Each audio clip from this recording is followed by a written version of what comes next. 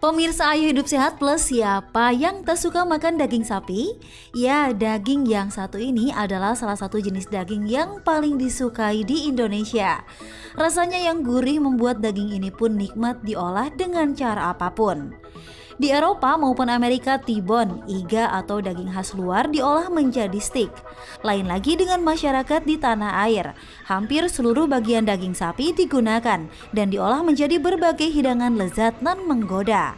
Sebut saja rendang, gulai daging, sop hingga sate. Pemirsa, lalu olahan daging sapi apa ya yang Anda sukai? Jadi sebetulnya tidak banyak, paling digoreng atau dibikin seperti steak aja. Ya diituin aja di rendang, kalau nggak disemur aja gitu. Kalau daging sapi untuk daging khasnya itu biasanya makan diolahnya untuk daging rendang. Kalau ada yang kayak tulang-tulangnya atau itunya buat sup. Hai pemirsa, hari ini saya mau dimasakin daging. Ikut saya yuk.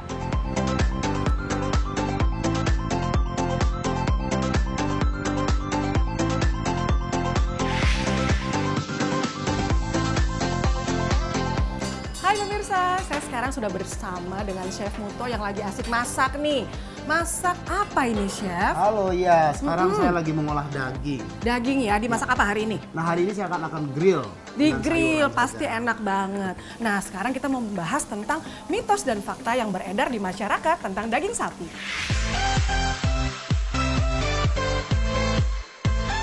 Konsumsi daging sapi di masyarakat memang sangat besar. Selain beberapa olahan khas Nusantara, bakso adalah salah satu olahan daging sapi yang banyak dijumpai. Kelezatan daging sapi yang menggoda membuat masyarakat kadang terlena dan mengkonsumsi daging sapi dalam jumlah yang banyak. Sedangkan ada banyak risiko bagi kesehatan jika dikonsumsi dan diolah dengan cara yang kurang tepat. Hingga beredar sejumlah kabar yang mengatakan bahwa daging sapi tak baik bila dikonsumsi saat sedang diet. Fakta atau mitos ya pemirsa? Itu adalah mitos. Ya, padahal sebenarnya daging sapi kan merupakan sumber protein yang baik. Ya kan, proteinnya bagus. Kira-kira dalam 100 gram daging sapi itu mengandung bisa sampai 25 gram protein. Ya, protein hewani tentunya. Dan itu pun sebagai asupan yang baik pada saat orang berdiet. Intinya pada saat berdiet itu sebenarnya kita harus atur asupan total yang masuk. Dan salah satu sumber untuk protein pada saat diet itu bisa dari protein hewani yang dari daging sapi.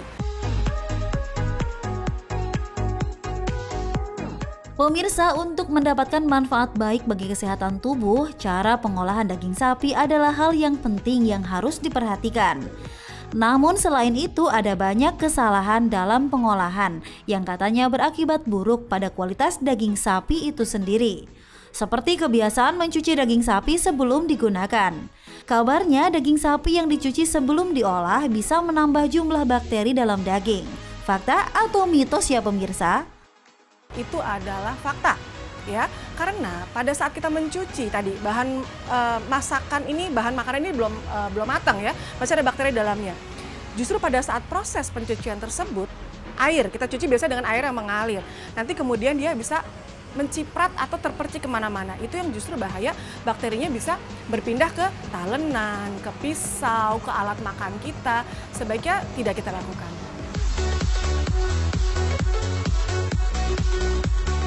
Anda tentu tak menolak saat mengkonsumsi steak ataupun sate. Meski menggunakan bumbu yang cukup sederhana, kedua olahan ini tetap sama nikmat di lidah. Nah, berbicara seputar sate ataupun steak, tingkat kematangan saat mengolah daging ini menjadi perhatian khusus. Jangan sampai terlalu matang ataupun mentah. Karena kabarnya jika mengkonsumsi daging sapi yang belum matang, bisa berbahaya bagi tubuh. Pemirsa, itu fakta atau mitos? Itu adalah fakta. Ya, jadi memang pada daging sapi yang tidak matang, maksudnya yang raw, yang masih mentah, itu masih terdapat bakteri. Ya, masih terdapat telur cacing, biasanya dari cacing pita, jenis cacing pita, yang pada saat kita konsumsi jika tidak matang itu berbahaya bagi saluran pencernaan kita. Sebenarnya jika kita bandingkan daging sapi dan daging kambing itu sebenarnya hampir sama untuk segi nutrisinya. Per 100 gram itu tadi proteinnya kira-kira 25-26 gram, sedangkan daging kambing itu bisa 25 gram. Jadi benar-benar hampir mirip. Lalu bagaimana ya tips konsumsi daging sapi yang benar? tips konsumsi daging sapi. Pertama, daging sapi tersebut sudah harus diproses sampai matang. Ya, biasa kita makan dalam kondisi yang sudah matang.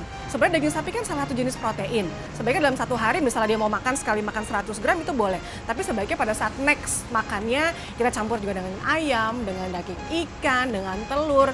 Supaya konsumsi harian kita lebih bervariasi. Sehingga proteinnya pun juga berbagai macam. Jadi biasanya kalau untuk cara yang tradisional kita bisa mengempukkan daging sapi itu dengan daun pepaya. Kenapa daun pepaya? Karena daun pepaya itu mengandung enzim papain. Sifatnya adalah memutus rantai protein. Jadi sehingga si daging sapinya itu bisa lebih empuk. Nah pemirsa, sebagai informasi tambahan, Chef Muto ingin berbagi tips cara menyimpan daging sapi yang baik. Mau tahu caranya? Ini dia tipsnya untuk Anda. Baik pemirsa, saya akan berikan tips cara penyimpanan daging yang baik, yaitu di kulkas antara 5 derajat ke bawah, itu penyimpanannya ya. Saya gunakan plastik wrap. Kita buka plastik wrapnya seperti ini. Kemudian daging kita taruh di sini, dilipat, dibungkus, kemudian kita potong dengan pisau. Nah, seperti ini. Kemudian kita kasih tanggal di sininya, tanggal berapa kita taruh di freezer. Kalau misalkan ibu-ibu di rumah tidak mempunyai aluminium foil, tidak punya plastik wrap, bisa menggunakan daun pisang, ya kan? Nah, caranya seperti ini, tinggal kita masukin ke daun pisang seperti ini, kemudian kita gulung. Tereng. Nah, seperti ini, kemudian biasa dikasih tanggal dan ditaruh di freezer. Nah, pemirsa, untuk penyimpanan, untuk lamanya itu bisa hampir 4 bulan.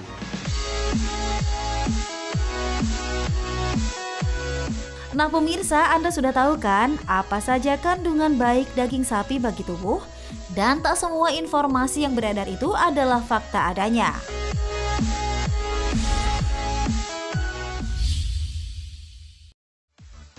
Pemirsa, Anda mau tahu rahasia sehat ala Wakil Presiden Yusuf Kala?